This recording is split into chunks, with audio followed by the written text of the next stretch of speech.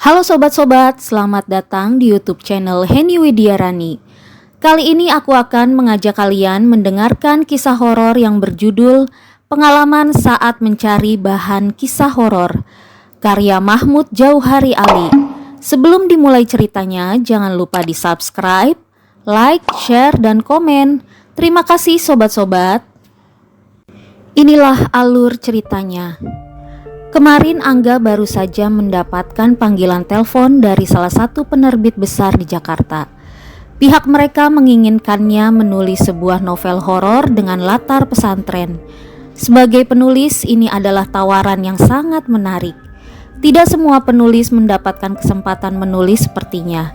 Betapa tidak, ketika banyak penulis di luar sana beradu naskah untuk diterima penerbit dan diterbitkan dalam skala nasional. Angga mendapatkan tawaran menulis dari penerbitnya langsung. Dengan semangat yang membara, ia segera menerima tawaran emas itu. Tanpa menunda waktu, setelah panggilan tersebut ditutup, ia menyalakan laptop lalu membuat kerangka karangan sebagai denah menulisnya hingga selesai. Ada dua pesantren di daerah tempat tinggal Angga. Satu di arah timur, satunya lagi di selatan dekat perbatasan antara kotanya dan kota tetangga. Rencananya jika keduanya ia rasa kurang horor, maka ia akan ke pesantren lainnya. Tentu saja untuk menuju pesantren lainnya itu perlu waktu, tenaga, juga biaya. Khusus bagian akhir ini harus Angga hindari. Soalnya perkara biaya ia usahakan yang seminimal mungkin. Ini sebagai cara untuk bisa bertahan hidup dengan nyaman meski bukan sebagai orang kaya harta. Perjalanan pagi adalah favorit Angga. Di samping bisa menikmati udara yang bersih dan sejuk, arus lalu lintas juga masih lengang. Anak-anak sekolah dan para pekerja kantoran belum memadati jalan raya. Dari sini sudah terlihat bangunan besar berlantai 3, pagarnya terbuat dari beton dengan teralis anti karat. Pesantren modern ini memang megah. Pemiliknya adalah sebuah organisasi terkaya di negeri ini. Kalau dilihat-lihat dari luar, tampaknya tidak mungkin bisa ia jadikan bahan novel horornya, sebab tidak sedikit pun ada kesan angker. Angga pun beranjak menuju lokasi berikutnya. Setelah berkendara beberapa waktu, sampailah ia di depan pagar pesantren di pinggiran kota. Pagarnya terbuat dari kayu bercat hijau muda. Ada pepohonan besar di samping kanan dan kiri pagarnya. Terkesan angker. Bagian halamannya juga ada beberapa pohon yang ditanam dan tumbuh subur. Sementara bangunan utamanya tidak bertingkat dan terbuat dari beton yang dicat dengan warna hijau tua. Jujur saja ia lebih tertarik dengan pesantren ini daripada yang pertama tadi. Tapi ia harus memulai dari mana? Tanyanya dalam hati. Kalau harus minta izin mengambil tempat terlebih dahulu sebagai latar untuk menulis novel horor, ia pikir mustahil diizinkan. Bagaimana mungkin mereka membiarkan Angga menulis pesantren mereka dari sisi ini? Seandainya ia tulis dari sisi prestasi, kemungkinan besar langsung mereka izinkan.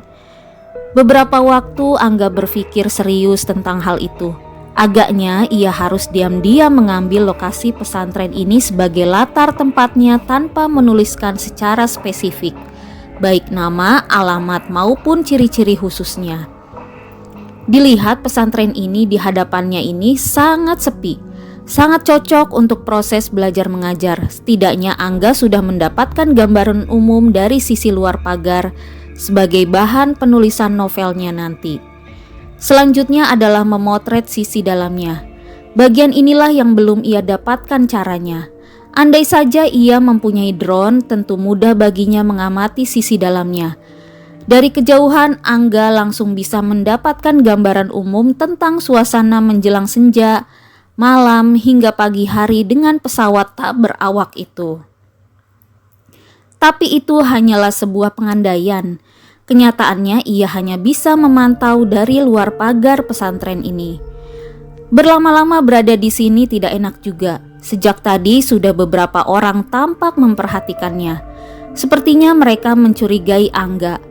Sebelum terjadi penangkapan atau pengeroyokan pada dirinya, ia segera meninggalkan area itu. Sepanjang jalan, Angga terus saja memikirkan cara agar bisa mendapatkan bahan untuk menulis novel horornya. Dari tadi hanya ada satu cara, yakni meminta izin langsung kepada pihak pesantren tersebut. Kalau itu yang ia lakukan, menurutnya hanya sia-sia belaka. Lalu ia lihat bahan bakar motornya sudah hampir habis. Perutnya juga sudah lapar, maka tak ada pilihan lain. Ia harus mengisi keduanya. Sepeda motornya sudah diisi bahan bakar dan perutnya juga sudah kenyang. Bahkan Angga juga sudah sholat zuhur berjamaah di masjid. Tapi ia belum juga menemukan cara yang ia cari. Mungkinkah ia harus menerobos masuk? Pikirnya sesaat. Ah tidak, ia tidak boleh melakukannya. Itu sangat berbahaya. Bisa-bisa ia akan disangka pencuri dan berakhir di penjara. Setelah dipikir-pikir kembali, tampaknya akan mudah jika Angga punya orang dalam di pesantren itu. Cukup dengan dirinya saja yang ada di sana, ia sudah bisa mendapatkan informasi sebagai bahan yang ia inginkan seputar kejadian-kejadian horor di pesantren tersebut.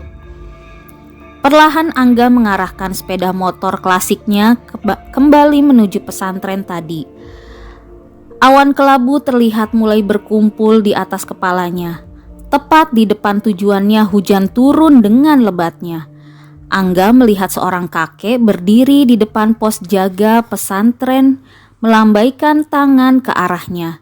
Angga segera mengikuti arahan tangannya itu. Lalu dia membuka pintu pagar dan menyilahkan masuk. Ini kesempatan emas. Tanpa pikir panjang lagi, Angga langsung melewati pintu pagar dan sekarang dirinya sudah berada di dalam area pesantren yang menjadi targetnya. "Masuklah ke dalam pos jaga ini agar kamu tidak kehujanan," seru kakek tersebut. Angga mengangguk tazim. Ruangan pos itu tidak terlalu besar tapi tempatnya nyaman. "Dari mana?" tanya kakek. "Dari masjid dekat pasar, kek," jawab Angga. "Kalau kamu mau minum, di kotak itu masih ada beberapa air kemasan. Ambil saja, gratis." "Iya, kek." Beberapa saat mereka saling diam. Hujan masih lebat, sedang angin kencang bermain-main dengan dedaunan. "Kakek sudah lama bekerja di pesantren ini?" tanya Angga. "Sudah lama sekali," jawab sang kakek. "Pesantren ini terlihat bagus, pasti nyaman tinggal di sini," seru Angga. "Ya, memang nyaman, tapi yang namanya hidup pastilah ada suka dukanya," timpal kakek. "Apa kamu menyukai pesantren ini?" tanya balik sang kakek. "Jujur iya," balas Angga. "Dari sudut mananya?" tanya lagi kakek. "Pertama, terlihat alami, banyak pohon rindang di sini. Kedua, tempatnya tenang, areanya juga luas, bahkan dari sini tidak terlihat para santri sedang belajar di bangunan sana itu." "Oh, begitu rupanya. Para santri memang sengaja dijauhkan dari jalan raya itu agar mereka tetap fokus belajar di dalam kelas." Lalu Angga mengambil air gelas kemasan di kotak kardus tak jauh dari mereka bicara. Kemudian ia meminumnya. "Alhamdulillah, segar sekali." Kakek ini tersenyum melihat Angga menikmati air bening yang ia minum. "Oh iya, kek, apa di pesantren ini pernah ada kejadian aneh?" Angga mulai menggali informasi yang ia butuhkan. "Aneh?" kakek ini memastikan. Angga mengangguk. "Aneh seperti apa maksudmu?" tanya kakek penasaran. "Misalnya meja atau kursi bergerak sendiri di dalam kelas?" "Yang kakek dengar sih ada, tapi lupa kapan terjadinya." "Kalau penampakan makhluk halus?" "Itu juga pernah." "Di kelas atau di mana kek penampakannya?" "Di kelas pernah, di luar kelas juga pernah. Yang di dalam kelas itu penampakannya berupa bayangan hitam atau dalam wujud yang lain." Macam-macam, bahkan pernah ada jin yang menampakkan dirinya dalam wujud seorang ustadz. Mengajar kek? Ya, benar-benar persis seperti ustadz yang diserupakannya. Untungnya ustadz yang asli segera tiba di kelas itu sehingga jin tersebut lenyap seketika. Dan sontak para santri menjerit histeris. Kalau yang di luar kelas kek, itu lebih mengerikan lagi. Pernah terlihat ada orang berjalan tanpa kepala, lalu lenyap di pepohonan sana itu. Mata Angga mengikuti arah telunjuk kakek ini. Pepohonan di sana memang besar-besar dan terkesan angker. Kedengarannya menakutkan sekali, kek. Terus apa para santri di sini pernah ada yang kesurupan? Sering. Maksud kakek, apakah yang sering kesurupan itu hanya seorang santri atau santri-santri lainnya juga? Dulu pernah ada seorang santri yang berkali-kali kesurupan. Pada waktu yang lain ada beberapa santri yang mengalami kesurupan juga. Lalu ada lagi dan lagi dengan santri yang berbeda-beda. Rupanya begitu rangkaian peristiwanya, timpal Angga. Kemudian mereka saling diam sementara hujan sudah tak selebat tadi. Oh iya, ada lagi yang ingin kamu tanyakan? Tanya lagi sang kakek. Sebenarnya ini kesempatan yang sangat bagus untuk terus mendapatkan bahan menulis novel horornya. Tapi di otak Angga sedang tak ada satupun pertanyaan yang tersisa. Untuk sementara waktu belum ada, kek. Tapi kalau kakek tidak keberatan, nanti malam saya akan bertanya-tanya lagi seputar pesantren ini di sini. Tentu saja kakek tidak keberatan, datanglah malam nanti, balas sang kakek. Mereka pun kemudian sama-sama tersenyum dan setelah hujan reda Angga memohon diri. Setibanya di rumah, Angga langsung menyalakan laptop, membuka Microsoft Word lalu mulai mengembangkan kerangka karangan yang sudah ia buat sebelumnya. Tentu saja proses pengembangan atau penulisan ini berdasarkan hasil interviunya dengan kakek tadi. Kata demi kata ia tuliskan hingga menjadi banyak paragraf. Jujur saja semua yang diceritakan kakek itu membuat Angga merinding. Agaknya ia akan sangat ketakutan jika mengalaminya secara langsung di pesantren tersebut. Untungnya ia hanya menuliskannya kembali sehingga rasa takutnya masih dalam batas yang bisa ia atasi. Kini saatnya mengistirahatkan otaknya. Ia rebahkan badannya di kasur sambil memandang langit-langit kamarnya yang telah usang dan sebagian pakunya sudah terlepas. Terasa panjang sekali waktu ini ia lalui. Malam yang Angga nanti belum juga ia dapati batang hidungnya. Langit masih tampak cerah. Matahari sore terlihat tanpa malu-malu menyorot sepasang bola matanya ini. Ah, sudah tidak sabar rasanya menemui kakek itu lagi, gumamnya. Kalau dipikir-pikir Angga termasuk beruntung dalam hal ini. Betapa tidak, tanpa harus bersusah payah, ia langsung mendapatkan orang dalam yang memberinya informasi yang ia butuhkan secara gratis.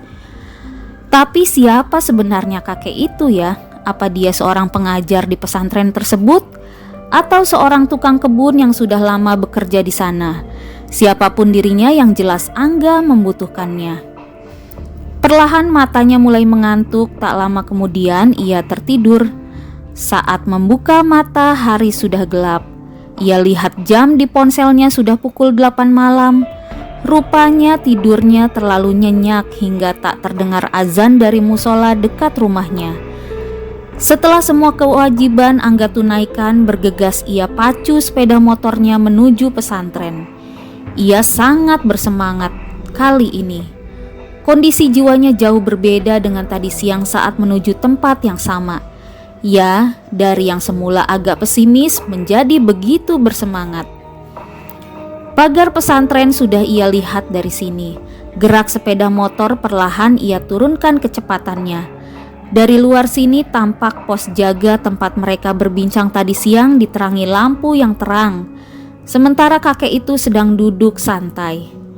Angga menuju pintu pagar dan pria dengan rambut putih ini segera membukakan untuknya. "Aku sudah lama menunggumu. sapa kakek tersebut. "Maafkan saya telat datang di sini, Kek. Tadi saya ketiduran di rumah," balas Angga. "Oh, begitu rupanya. Mau ngopi?" "Sangat mau, Kek." Kakek ini tersenyum dan langsung menyeduhkan secangkir kopi untuk Angga. Betapa nikmatnya meminum air kopi gratis saat malam begini. Ia lihat kakek ini pun sangat senang dengan kehadirannya dan terlihat bahagia saat Angga menikmati kopi seduhannya. Kopi ini sangat nikmat, kakek begitu terampil menyeduhkannya. "Ah, kamu ini pintar sekali memuji." Lalu mereka tertawa bersama. Dan sebelum Angga mengajak kakek ini bicara soal horor, ia terlebih dahulu memasang kameranya untuk merekam perbincangan mereka nanti dalam bentuk video. Ya, tujuannya agar semua kata-kata mereka tersimpan sehingga walaupun telah sampai di rumah nanti, ia tertidur, besok harinya ia bisa memutar videonya. Lalu menuliskannya dalam bentuk cerita fiksi. Selain itu juga untuk mendokumentasikan pertemuan mereka berdua. Dari yang awalnya sekedar perbincangan santai, kakek itu berkisah dengan sangat serius seputar kisah mistis di pesantren yang dijaganya. Angga merasa sangat puas mendengarkannya. Setelah bicara panjang lebar, barulah ia tahu bahwa kakek ini sudah lama bekerja sebagai tukang kebun di sini. Karena sudah larut malam dan matanya sudah mengantuk, Angga pun mohon diri. Sepanjang jalan ia menahan rasa kantuk yang mendera kedua matanya. Sesampainya di rumah, ia langsung menuju kamar dan tidur. Pagi setelah sholat subuh, Angga membuka rekaman video mereka tadi malam. Dan ia terkejut bukan kepalang. Dalam video ini, sosok kakek itu sangat berbeda dengan yang ia lihat langsung di sana. Rambutnya panjang, warnanya merah menyala. Ada 2 tanduk di kepalanya. Kulit wajahnya juga terlihat berbulu dengan mata hitam pekat. Ukuran tubuhnya 2 kali lipat tubuh Angga. Angga bergidik melihatnya. Berarti kakek itu bukan manusia. Dia jin penunggu pesantren tersebut. Saat ini Angga benar-benar sangat ketakutan. Sungguh ia tak menyangka sama sekali dengan hal itu. Dia muncul saat turun hujan dan pada malam hari. Ini yang namanya horor sesungguhnya di pesantren. Oh, apa ia masih perlu mencari bahan lagi di pesantren itu? Tanyanya dalam hati. Sebenarnya Angga masih ingin ke sana, tapi setelah tahu kakek tersebut adalah jin, agaknya ia cukupkan saja pencariannya. Selebihnya ia karang sendiri. Selama 1 bulan Angga terus bergelut dengan cerita yang ia tulis. Halaman demi halaman terus bertambah. Dan Angga berhasil menyelesaikannya dengan bahan yang ia peroleh dari kakek jin dan daya imajinasinya. Setelah ia sunting, langsung ia kirimkan ke pihak penerbit. Demikianlah kisah horor mengenai pengalaman saat mencari bahan kisah horor. Semoga dapat terhibur dan merasakan kebahagiaan saat dan setelah mendengarkan hingga selesai. Jangan lupa di-subscribe ya, biar aku tambah semangat lagi untuk nyeritain kisah-kisah horor lainnya. Terima kasih telah mendengarkan kisah horor dari aku. Sampai ketemu lagi di kisah-kisah horor lainnya. Bye-bye.